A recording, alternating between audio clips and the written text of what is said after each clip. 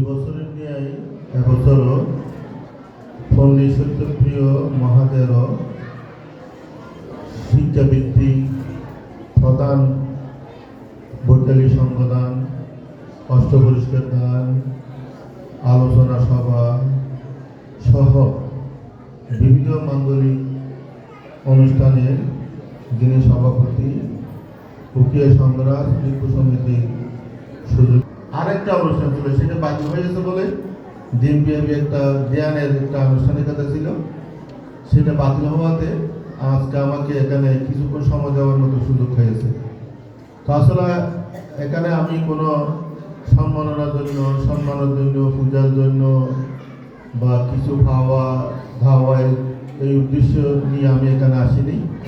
আমি আসার উদ্দেশ্য হচ্ছে বিশেষত কক্সবাজার যারা বন্ধু সুরক্ষা পরিষদ যে ভালো কাজগুলি করে এগুলিকে আমি মনে প্রাণে সমর্থন করি।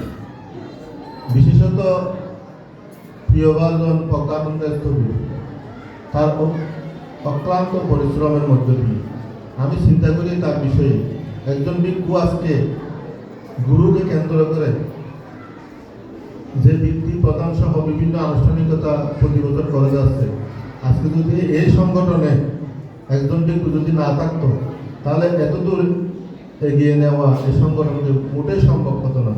আমরা এগুলি আমাদের যথেষ্ট অভিজ্ঞতা আছে বড়ুয়া সমাজকে নিয়ে।